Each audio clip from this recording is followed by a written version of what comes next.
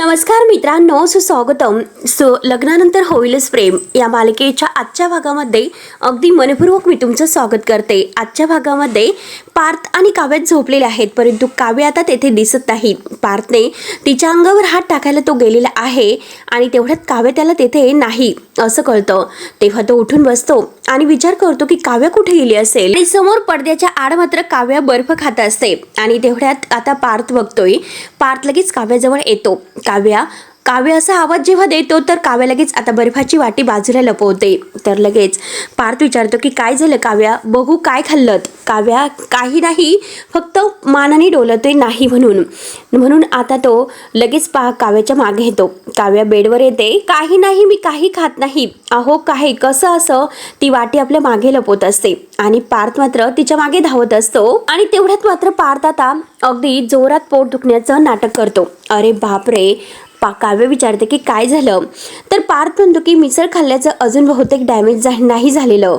काव्य म्हणते की हो ना, काही डॅमेज असे असतात की लवकर बरे होत नसतात आणि ते खरंच आपल्याला खूप त्रास देतात. किंवा आता पार्थ म्हणतो की अहो माझं जाऊन द्या, पण तुम्ही काय खातात. काव्याच्या हाताला धरतो आणि इथे खाली बसा बरं असे म्हणून तिला खाली बसवतो. काव्य काही नाही देशमुख असं करत असते. पार्थ तिच्या हातातील वाटी बघू म्हणून ती वाटी हातात घेतो. तेव्हा आता पार्थ बघतो तर काही वाटीत बर्फाचे तुकडे असतात. पार्थ विचारतो की काय तुम्ही बर्फ खातात आणि केव्हापासून असं विचारतो. तेव्हा काव्य हो म्हणते आणि 4था दिवस आहे आज असं म्हणते. पार्थ म्हणतो की काय 4था दिवस, का खातात. काव्य म्हणते की अहो काय आज मी तुम्हाला काय उत्तर देऊ. पार्थ म्हणतो की अहो काहीतरी द्या ना उत्तर. तर काव्य म्हणते की हे बघा, अहो रोज रात्री मला असं 1:30-2 वाजता बर्फ खाण्याची इच्छा होते. देशमुख मला बहुतेक बर्फ खाण्याचे डोळे लागलेले आहे वाटतं. तेव्हा लगेच तो आता म्हणतो की कैलासपती महादेव आणि महादेवाची त्याला आठवण होते. त्यावरती काव्य म्हणते की अहो पार्थ देशमुख तुम्ही काय एकदा बरचळतात. पार्थ म्हणतो की मला महादेवाची आठवण झाली. कैलासपती, मग आपल्या पोटी महादेवाचा अंश तर जन्माला येत नाही ना. काव्या लगेच खुश होते आणि पोटाला हात लावत म्हणते की हो असेल. पार्थ म्हणतो की काय असेल आणि बर्फाची वाटी लगेच तिच्या हातातून घेतो. आणि हे बघा, बाळ जर माझ्यावर गेलं असेल आणि तुम्ही जसा ह्या रूमचा AC लावून टुंड्रा प्रदेश करतात तसं ते बाळ सुद्धा कुडकुडेल जसं मी कुडकुडतो. हे बघा, आता बाळाला खूप त्रास होईल, खोकला तर बाळ हालेल याचा विचार केलास का. किंवा आता काव्या म्हणते की नाही, अहो असं होत नसतं. आणि तेवढ्यात बोलता बोलता ती वाटीतील एक तुकडा सुद्धा हातात घेते. पार्थला कळतच नाही. तो बर्फाची वाटी आता मागे टेबलवर ठेवतो. तेवढ्यात तिने हातात घेतलेला तो बर्फाचा तुकडा आहे. तर काव्या गुपचूप त्याच्या मागून शर्टमध्ये टाकते. पार्थ खूपच घाबरतो. अहो काय करतात. तेव्हा काव्य म्हणते की तुमच्याबरोबर असंच केलं पाहिजे, नाचा अजून नाचा म्हणून काव्या खूपच हसत असते. तेव्हा आता पार्थ म्हणतो की काय काव्या. तेव्हा काव्या म्हणते की मग खाऊन द्या ना मला बर्फ. पार्थ तिच्या हाताला धरतो आणि काय बघू किती वाजले ते बघा आणि झोपा, आता झोप येत नाही मग. आणि काय हो रात्री बेरात्री किचन मध्ये जातात, तुम्हाला भीती वगैरे वाटत नाही का, भूत वगैरे जर दिसले तर. तेव्हा आता काव्य पार्थच्या मिठीत येते आणि म्हणते की काय आहे की रोज रात्री माझ्या जवळ मिठीत एक भूत झोपलेलं असतं. एकच भूत माझ्या जवळ असताना भूताला कशाला घाबरायचं बरं. तेव्हा आता पार्थ म्हणतो की काय मी भूत. आणि परत दोघे आता एकमेकांच्या खोशात मिठीत येतात. त्यावरती आता काव्य म्हणते की मला भूतांचं माहिती नाही, परंतु जीवा मात्र रात्री मला फिरताना दिसतो. किंवा पार्थ विचारतो की काही जीवा. काव्य म्हणतो की हो, 4 पैकी तर 2 रात्री जीवा मला दिसलाच होता आणि आज सुद्धा तो मला दिसला. एवढ्या रात्रीचं तो कुठे जातो काय माहिती. किंवा आता पार्थ तर विचारच करत असतो की नक्की जीवा कुठे जात असेल. काव्य म्हणते की काय विचार करतात, कुठे. आणि झोपा आता. काव्य म्हणते की झोपा शांत झोपा. पार्थ म्हणतो की तुम्ही झोपा नाहीतर परत किचन मध्ये जाताल. तेव्हा पार्थ झोपलेला आहे बघून मात्र काव्य आता गुपचूप उठते आणि बर्फाला तिला अगदी तोंडाला पाणी सुटलेलं असतं. त्या वाटीकडे बघून ती आता तोंडाला पाणी सुटलं आहे असं करत असते. आणि तेवढ्यात आता पार्थ डोळे बंद करून सुद्धा नाही म्हणतो. आणि तेव्हा वैतागून आता काव्य परत झोपते. तर पार्थ तिच्या अंगावर हात टाकतो आणि आता त्यानंतर झोप झाल्यानंतर सकाळ होते. तेव्हा आता सकाळी नंदिनी मात्र पायऱ्यावर तेथे तयार होऊन विचार करत बसलेली असते की रात्री 2 वाजता जीवा कुठे जात असतील त्याचा विचार तिच्या मनामध्ये सुरू आहे. आणि तेवढ्यात जीवा तयार होतो आणि नंदिनीला गुड मॉर्निंग करतो. जीवा विचारतो की काय झालं नंदिनी, तू इथे का बसलीस. नंदिनी आता उठते आणि म्हणते की अहो असंच सहजच बसले. तेव्हा जीवा विचारतो की अगं नंदिनी तू बरी आहेस ना. जीवा आता असं म्हणलं म्हटल्यानंतर नंदिनी म्हणते की अहो मी बरी आहे, परंतु जीवा तुमचे डोळे असे थकल्यासारखे का वाटतात? जीवा आता म्हणतो की माझे डोळे छे अजिबात नाही, तो मुद्दाम आता लपवत असतो आणि माझी छान झोप झालेली आहे असं म्हणतो. नंदिनी म्हणते की खोटं खोटं बोलतात. जीवा विचारतो की काय खोटं, कसलं खोटं?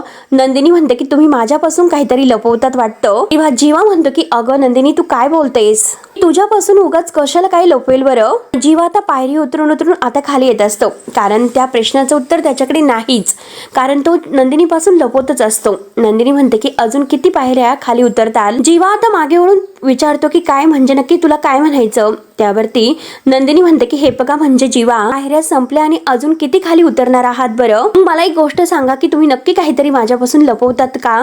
त्यावरती जीवा म्हणतो की अगं तू काय बोलतेस नंदिनी, मी कशाला काय तुझ्यापासून लपवू? आणि तेवढ्यात जीवा आता तिच्या पोटाकडे बघतो आणि विचारतो की पोट.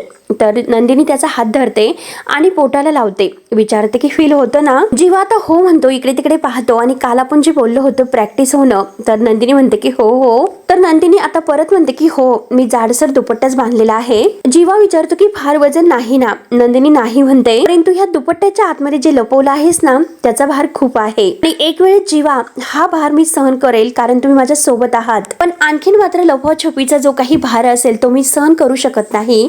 त्यामुळे मी तुम्हाला परत एकदा विचारते जीवा तुम्ही नक्की काहीतरी माझ्यापासून लपवतात, नक्की ते काय आहे ते सांगा मला. तुम्ही नक्की माझ्यापासून काही लपवत तर नाही ना? त्यावरती जीवा म्हणतो की नंदिनी हे बघ आपल्यात कोणतीही गोष्ट लपून राहू शकतच नाही, पण एक गोष्ट मी तुला सांगतो की आय लव्ह यू. मी जिमला जातो, जिमवरून आल्यानंतर बोलूयात, तू मात्र काळजी घे, बाय. असे करून तो निघून जातो. परंतु नंदिनीला मात्र रात्री 2 वाजता जीवा कुठे जात असतील हे त्यांनी का लपवलं याचं वाईट वाटतं. ती मनात म्हणते की जीवा तुम्ही माझ्यापासून काहीतरी लपवतात मला कळतं, एक खोटं माझ्या पोटात आणि एक खोटं तुमच्या पोटात आहे. मला वाटलं होतं की सकाळी सकाळी समोर येऊन मी तुम्हाला विचारेल आणि तुम्ही सांगताल, आणि समोरून विचारून सुद्धा तुम्ही काहीच सांगत नाहीत. पण ठीक आहे, मी सुद्धा नंदिनी आहे. आजची रात्र संपेपर्यंत मात्र मी माझ्या सगळ्या प्रश्नांची उत्तरं अगदी मिळवेल आणि तुम्ही जे लपवतात आहे ते सुद्धा माहिती करेल. त्यानंतर आता इकडे किचन मध्ये मानिनीचा काहीतरी वेगळाच तोरा सुरू असतो. आता कानामध्ये हेडफोन घातलेले आहे, चहा वगैरे सुरू आहे आणि दुधाचं पातेलं आता फ्रीजमधून काढते, परंतु सगळं काही गाणं ऐकता ऐकता मात्र डान्स करत. आज वेगळाच काहीतरी आता आनंद झालेला दिसतो. तर काही अगदी डान्स करता करता आणि गुणगुणताच सुरू आहे, गाणे ऐकता ऐकता. आणि तेवढ्यात तेथे नंदिनी येते. नंदिनी आईना इतकं खुश पाहते आणि तेवढ्यात मात्र आता मानिनी आता चहा वगैरे ठेवते आणि पुन्हा गोल गिरक्या गिरक्या घेत मस्त डान्स करते. तेवढ्यात नंदिनीकडे तिचं लक्ष जातं.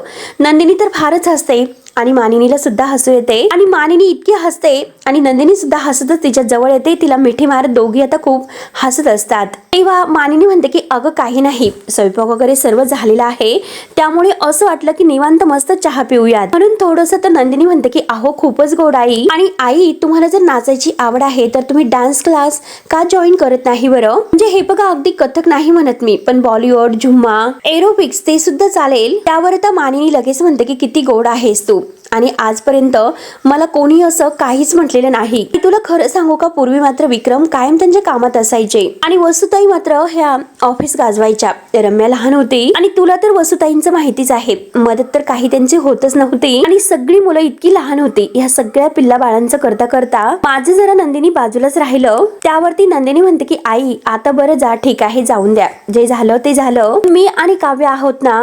हे बघा काव्याला मात्र अभ्यास असतो, परंतु मी आहे ना, तुम्ही तुमच्यासाठी मात्र बिनधास्त वेळ काढा आणि मी तुम्हाला क्लास शोधायला मदत करते आणि घरातील सगळं काही मी सांभाळेल. मानिनी म्हणते की हो, आणि तू स्वतःची काळजी कधी घेणार बरं? नंदिनी म्हणते की मला काय झालं, मी एकदम मस्त आणि मजेत आहे. तेव्हा आता मानिनी म्हणते की अगं तू विसरलीस का नंदिनी, 7 महिन्यांनी तुझ्या हातामध्ये बाळ असणार आहे. तेव्हा आता नंदिनीला बाळाची आठवण होते आणि ती आता बोलता बोलता विचारत जाते की खरंच.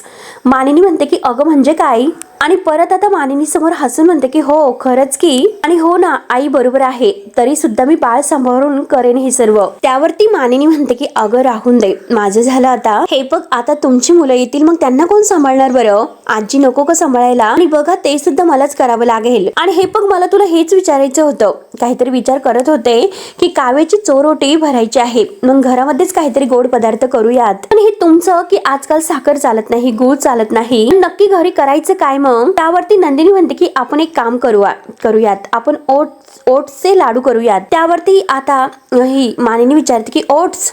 नंदिनी म्हणते की हो, ओट्सचे लाडू करून त्यामध्ये खजूर घालूयात, म्हणजे गोडाची होईल आणि गोड सुद्धा होईल, पौष्टिक सुद्धा होईल. सध्या मात्र ती खूपच ट्रेंडिंग आहे. मानिनी म्हणते की हो का, पण वा, खरंच मस्त आहे तुझी आयडिया आणि तू जरा रेसिपी मिळते की बघ, आपण ट्राय करूयात. आणि सगळ्यांना जर हे लाडू फारच आवडले तर मात्र पुढच्या महिन्यात आपण तेच करू. तेव्हा नंदिनी म्हणते की पुढच्या महिन्यात. तेव्हा मानिनी म्हणते की अगं काय नंदिनी, विसरतेस का? अगं तू बहिणीच्या नादामध्ये स्वतःची सुद्धा चोरोटी होणार आहे, विसरलीस का? हे बघ अगं, दिवस कधी जातील कसे जातील हे कळणार सुद्धा नाही. पुढच्या महिन्यात तुझी सुद्धा चोरोटी येईल, मग त्याची तयारी करायला नको का? तेवढ्यात तेथे काव्या येते. काव्या म्हणते की हो करेक्ट. आणि काव्या आता नंदिनीच्या गळ्यामध्ये हात घालते आणि तिच्या पोटाला हात लावणार. तोच केस नंदिनी तिच्या अगोदर हात आता पोटाला लावते आणि नंदिनीच्या हातावर हात मात्र ती काव्याचा ठेवते. आणि काव्या म्हणते की हो, आता आपण ताईची सुद्धा चोरोटी पुढच्या महिन्यात करूयात, नाहीतर मग आपण ह्याच महिन्यात एकत्र करूयात. नंदिनी म्हणते की अगं छे, अगं हे पुढच्या महिन्यात आपण हे सेलिब्रेशन करूयात, एकत्र कशाला बरं? आणि हे बघा, मज्जा करण्याचा चान्स मात्र तुम्ही घालू नका. तेव्हा आता नंदिनी स्वतःला सावरते, काव्यापासून थोडीशी बाजूला होते आणि म्हणते की हो काव्य बघ, आई एकदम बरोबर बोलतात. काव्या विचारते की देशमुख आई ऑफिसला गेलेत का बिघडलेलं पोट घेऊन? मानिनी म्हणते की हो, इतकं पोट बिघडलं, आता सुद्धा तो डबा विसरूनच गेलेला आहे बघ. काव्या म्हणते की ते असंच करतात. आई तुम्ही एक काम करा, मी डबा भरून ठेवा, मी घेऊन जाते. आणि तेवढ्यात नंदिनी मात्र वेगळ्याच विचारात आहे. नंदिनीचा चेहरा पडलेला असतो. काव्याचं आणि मानिनीचं तिच्याकडे लक्ष जाते. तेव्हा काव्यात चुटकी वाजवते आणि काय असं म्हणते. तेव्हा नंदिनी भानावर येते. तर काव्या विचारते की अगं ताई, कुठे हरवलीस तू? कसला विचार करत आहेस? त्यावरती नंदिनी म्हणते की अगं नाही, कुठे काय? काव्या विचारते की ओके. नंदिनी म्हणते की हो ओके. ती काव्या म्हणते की चला आता मला उशीर होईल, ऑनलाईन क्लास आहे तो सुरू झाला असेल, मी जाते. काव्या तर जाते, परंतु नंदिनी आईनं म्हणते की मला एक विचारायचं होतं. आता आशाताई आहे तर ते व्यवस्थित घर पुसतात ना, तरी सुद्धा आपल्या घरामध्ये धूळ भरलेली जागा कुठे आहे हो आई? कारण जीवाचे पाय रोज मात्र धुळीने रात्री भरलेले असतात. त्यावरून आता मानिनी विचारत असते. मानिनी म्हणते की अगं बाई हो का, आणि काय ग, कुठे दिसली तुला धूळ? सांग बर का, सांग मला लवकर, आशाला ओरडते मी. त्यावरती नंदिनी म्हणते की आई अहो तसं नाही, कारण कसं आहे की जीवांच्या पायाला रोज धूळ लागलेली असते आणि मग सगळं काही बेडशीट खराब होतं, म्हणून विचारते. त्यावरती अगं मानिनी म्हणते की तू त्याला सरळ विचार की कुठे जातो बाबा आणि धूळ कुठे आहे, म्हणजे मग आशाला आपण ओरडूयात, ती साफ करेल. आणि चल मी बाहेर बसते, चल गप्पा करायला. किंवा आता नंदिनीला पुन्हा वाईट वाटतं, तिचं बाळ गेल्याचं तिला पुन्हा आता डोळ्यासमोर येते. त्यानंतर काव्या मात्र आता पारच्या ऑफिसमध्ये डबा घेऊन आलेले असते. वॉचमन काका काव्याला भेटतात. ते वॉचमन काका काव्याला गुड मॉर्निंग करतात आणि काव्या विचारते की काय बाबा कसे आहात, गुड मॉर्निंग. तेव्हा वॉचमन काका म्हणतात की मी एकदम मस्त आहे. त्यावरती आता काव्या विचारते की सर मीटिंगमध्ये आहे का? तर वॉचमन काका म्हणतात की नाही, ते मीटिंगमध्ये नाही, कारण स्टाफ सोबत ते जेवायला बाहेर गेलेले आहेत. तेव्हा आता काव्या म्हणते की बाहेर गेलेत? वॉचमन काका म्हणतात की हो. काव्या म्हणते की बघा घ्या, हे बघा तुमच्या साहेबांचं पोट बिघडलेलं आहे, म्हणून मी त्यांच्यासाठी घरून डबा घेऊन आले. आणि तेवढ्यात वॉचमन काका म्हणतात की साहेब तर आजकाल खूपच बाहेरच खातात. काव्या विचारते की कुठे गेले माहिती आहे का? आणि तेवढ्यात वॉचमन काका म्हणतात की थांबा मी सांगतो. तेव्हा आता आपला मोबाईल काढून आणि ते मोबाईल मध्ये म्हणतात की हे बघा, साहेबांनी मात्र ऑफिसच्या ग्रुपवर सगळ्यांच्यासाठी आता एक लोकेशन पाठवलं होतं आणि त्या लोकेशन बद्दल आता मोबाईल मधून तिला माहिती होतं. तेव्हा ती म्हणते की ठीक आहे. वॉचमन काका त्यांच्या कामाला निघून येतात. तेव्हा आता काव्या ही पाहत असते, विचार करत असते, थोडी हर्ट झालेलीच असते. त्यानंतर इकडे जीवा घरी येतो, परंतु जीवा कसला तरी विचारतच असतो आणि तो नंदिनीला किचन मध्ये आहे का डोकावून पाहत असतो. आणि त्यानंतर तो पाण्याची बॉटल काढून आपल्या चेहऱ्याला पाणी वगैरे लावतो आणि आपल्या जिमच्या शर्टावर सुद्धा तो पाणी शिपडतो, जे कसं की त्याला खूप घाम आलेला आहे असं मात्र त्याला नंदिनीला दाखवायचं असतं. आणि तेवढ्यात तो तसाच आता मोबाईल मध्ये बघत पुढे येत असतो. तेवढ्यात त्याच्यासमोर नंदिनी येते. जीवा फारच घाबरतो. नंदिनी विचारते की काय झालं जीवा, तुम्ही इतकं का घाबरलात? जीवा म्हणतो की अगं तू अचानक समोर आली म्हणून खूपच घाबरलो. नंदिनी विचारते की जिम झाला का? जीवा आता खोटं बोलतो आणि म्हणतो की हो, बघ ना काय कमाल झालेला आहे आज जिम, सगळा वर्कआउट झालेला आहे आणि माझ्या ट्रेनरने असला वर्कआउट घेतलेला आहे आणि बघ ना अगं सगळा घामाघूम झालेला आहे. मी आता स्वतःच्या अंगावर पाणी शिपडून घेतलेलं असतं. आणि नंदिनीला म्हणतो की घाम आलेला आहे, नक्की तो काहीतरी नंदिनीपासून लपवतोय. नंदिनी म्हणते की हो, तुम्हाला खूप घाम आला, तुम्ही पटकन आंघोळ करून घ्या. जीवा म्हणतो की हो यस. आणि नंदिनी आता डायरेक्ट त्याला थोडंसं टॉन्टच मारते, तुमच्या पायाला सुद्धा धूळ लागली असेल. म्हणतो की काय बोलतेस, काही पण असतं तुझं, आलो असे बोलून तो लगेच रूम मध्ये निघून जातो. तेव्हा जीवा घरी आलेला आहे आणि नंदिनीला आता याचं वाईट वाटतं. आपल्याशी किती खोटं बोलले. जेव्हा जीवा घरी आलेले असतात आणि जीवा आपल्या म्हणजे जिमच्या बॅगमधून पाण्याची बॉटल काढून स्वतःच्या अंगावर पाणी शिपडतात, चेहऱ्याला पाणी शिपडतात आणि खरंच मी किती दमलो, किती घामाला, खूपच वर्कआउट झालं असं तो खोटं बोललेला आहे. आणि नंदिनीने हे सगळं पाहिलेलं आहे हे तिला आठवते. तेव्हा नंदिनी या सगळ्याचा विचार करून म्हणते की जीवा हे सगळं काही खोटं बोलतात, म्हणजे ते हे सगळं करतात तर जिमला गेलेच नसतील. जिमला गेले नाही तर ते कुठे गेले होते आणि जीवा माझ्यापासून आणखीन काय काय लपवतात. त्यानंतर इकडे मात्र आता ही सगळ्या स्टाफला छान काम केल्याबद्दल पार्थने ट्रिक ठेवलेली असते एका हॉटेलवर. तेव्हा पार्थ आता म्हणतो की चला, मी तुम्हाला म्हटलं होतं की सगळ्यांनी छान काम केलं तर मी तुम्हाला ट्रिक देईल. तेव्हा सगळेजण टाळ्या वाजवतात. पार्थ पुढे म्हणतो की मी माझं प्रॉमिस पूर्ण केलेला आहे. हे बघा, हा अवॉर्ड आहे तर आपण जिंकलो तर ग्रँड असं सेलिब्रेशन करूयात. सगळ्यांना फारच आनंद होतो. सगळेजण टाळ्या वाजवतात. दिव्याला तर खूपच आनंद होतो. पार्थ पुढे म्हणतो की तसंच आज आपल्या सगळ्यांची मैत्रीण मिस दिव्या यांचा बर्थडे सुद्धा आहे, त्यामुळे डबल सेलिब्रेशन. दिव्या तर फारच खुश होऊन असते आणि जो काही केक आता दिव्यासाठी ठेवलेला आहे तर पार्थिला तो केक कापायला सांगतो. दिव्या आता पुढे येते आणि खुश होत आता मेणबत्ती वगैरे विझून मस्त केक कापते. सगळेजण हॅपी बर्थडे विश करतात. तेवढ्यात जान्हवी फोनवर मात्र जीवा सरांचा फोन आलेला आहे. जान्हवी जरा बाहेर बोलायला येते आणि म्हणते की बोला ना जीवा सर, मी तुम्हाला सगळे काही डॉक्युमेंट्स आहे तर ते ईमेलवर पाठवलेले आहे आणि हो सर प्लीज एकदा चेक करा. आणि तेवढ्यात तेथे आता काव्या येते आणि जान्हवी फोनवर बोलत आहे. तेवढ्यात आता फोन ठेवल्यानंतर जान्हवी म्हणते की काय मॅम तुम्ही. काव्या विचारते की तू इथे आहे म्हटल्यानंतर बाकी सगळा स्टाफ इथेच असेल. तेव्हा जान्हवी म्हणते की हो. तर काव्या म्हणते की हे बघ, तुमच्या सरांसाठी डबा घेऊन आले होते मी. कुठे आहेत सर.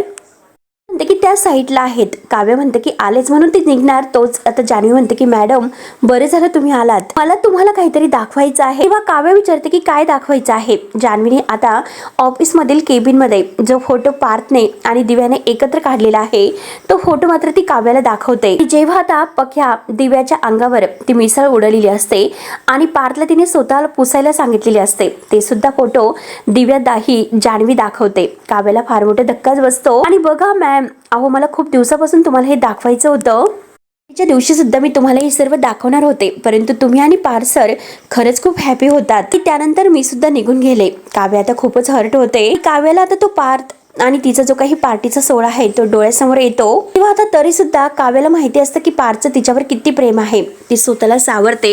विचार करून ती जान्हवीला म्हणते की हे बघ जान्हवी, मला माहिती आहे बहुतेक हे फोटो वेगवेगळ्या सिच्युएशन मध्ये काढले गेले असतील आणि हे बघ तुझ्या इंटेन्शनवर मला शंका नाही, पण माझ्या नवऱ्यावर विश्वास आहे. तेव्हा जान्हवी म्हणते की नो मॅम, तुम्ही इतकं साधे राहू नका, तुम्ही परत एकदा हे फोटो बघा. काव्या म्हणते की परत एकदा बघून काय होईल, एकदा मी बघितले ते परत बघून काही बदलणार आहे का, आणि माझ्या नवऱ्यावर पूर्ण विश्वास आहे असं परत तिला उत्तर देते. तेव्हा जान्हवी म्हणते की मॅम त्यांच्यावर तर आमच्या सगळ्यांचा सुद्धा फारच विश्वास आहे. शेवटी समोरून सारखं कोणी त्यांच्या गळ्यात जर पडत असेल तर. तेव्हा मॅम आलेच मी. आता बरोबर ती काव्याच्या डोक्यामध्ये विचार करण्याची भावना जागृत करते. काव्या थोडीशी डिस्टर्ब होते आणि तेवढ्यात आता बाकीचा स्टाफ आहे तर तो सुद्धा काव्याच्या जवळ येतो. काव्याला बघून म्हणतो की काय मॅम तुम्ही इथे आणि सर आहे आतमध्ये, आम्हाला सगळ्यांना ऑफिसला जायचं आहे, उशीर होतो आम्हाला, बाय मॅम. आता काव्याला रागच आलेला असतो. काव्या लगेच आतमध्ये येते. त्यानंतर इकडे नंदिनीला सुद्धा टेन्शन आलेलं असतं. ती विचार करत असते की जीवाबद्दल, जीवा आपल्याशी खोटं का बोलतात, कारण जीवा रोज रात्री 2 वाजता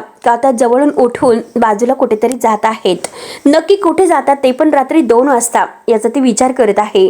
घडलेला प्रत्येक क्षण ती आता आठवते आणि जिमला गेल्याचे सुद्धा आता जीवा किती खोटं बोलला, म्हणजे आपल्या अंगावर पाणी वगैरे पडतो, सगळं काही पायाला माती वगैरे लागलेली असताना सुद्धा जीवा खोटं बोलतो की कुठेच नाही म्हणून. सगळ्याचा विचार करून नंदिनी स्वतःला म्हणते की नक्की जीवा माझ्यापासून काहीतरी लपवतात, पण असं काय असेल की ती माझ्यापासून का लपवतात. आज मात्र मी त्यांना किती प्रश्नाची उत्तर विचारलीत पण एकाही प्रश्नाचं उत्तर त्यांनी दिलेलं नाही. नक्की जीवा माझ्यापासून काय लपवतात हे मला शोधून काढावंच लागेल, परंतु त्यासाठी मात्र हा छोटासा उपाय नक्की माझ्यावर वर्क करेल. आणि ते घुंगरू ती हातात घेते आणि तो उपाय करण्याचं ती ठरवते. आणि जीवा ठरलेल्या वेळेप्रमाणे मात्र रूममधून बाहेर पडले आणि ते बाहेर पडताना मात्र मला झोप लागलेली असेल आणि नाही, जर मला झोप लागली तर मात्र मला काही समजणार नाही.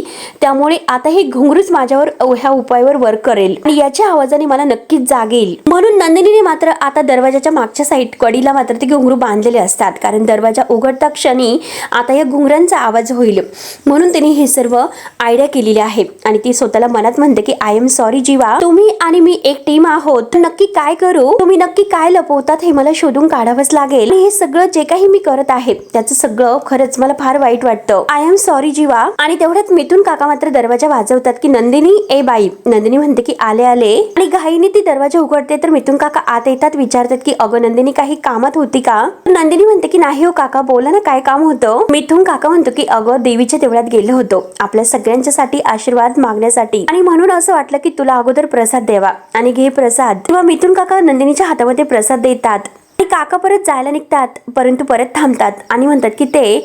नंदिनी विचारते की काका काय झालं हो, मला आणखीन काही बोलायचं आहे का? मिथून काकांना काहीतरी सांगायचं असतं. आणि हे पण नंदिनी तुला जर राग येणार नसेल तर एक विचारू का? नंदिनी म्हणते की हो विचारा. मिथून काका विचारतो की काय ग नंदिनी, तुझं आणि जीवाचं काही बिनसलेलं आहे का? म्हणजे मला असं सहज वाटलं. नंदिनी म्हणते की नाही हो काका, आमचं खरंच काही बिनसलेलं नाही, पण तुम्हाला असं का वाटतं बरं? मिथून काका म्हणतात की आपला तो नेहमीचा मेडिकल वाला आहे ना, मी त्याच्याकडून गोळ्या औषध आणतो, त्याच्याकडे गेलो होतो आणि वरच्या मजल्यावर मात्र कुठला तरी डान्सचा क्लास आहे आणि तेथे मात्र आपला जीवा जिमची बॅग घेऊन उभा होता. नुसता उभा नव्हता, तंद्री लागल्यासारखा उभा होता. डोळ्यामध्ये पाणी होतं आणि मी जवळ जाऊन त्याला विचारलं की अरे बाबा काय झालं, तू का रडतोस, काय प्रॉब्लेम आहे? पण त्याने मला काहीतरी थातूर मात्र उत्तर दिलं आणि म्हणतो की काही नाही काका, अहो अचानक मला मात्र भूक लागली होती आणि मी वडापाव खात होतो आणि त्यात म्हणजे मला ही मिरची लागली आणि तिखट असल्यामुळे खरंच माझ्या डोळ्यात पाणी आले. मला एक गोष्ट सांग, जिमला जात असताना कोणी वडापाव खातं का? आणि मागच्या आठवड्यात सुद्धा मी त्याच क्लास जवळ उभं त्याला बघितलं. विचारीन असं वाटलं होतं पण विसरून गेलो होतो, म्हणून मी तुला विचारलं की तुमचं काही बिनसलं का? तेव्हा नंदिनी आता हे सगळं ऐकते आणि नाही ना काका, आमच्यात एकदम ठीक आहे असं म्हणते आणि तुमचं नाव घेता मी जीवांना सगळं काही विचारते असं म्हणते.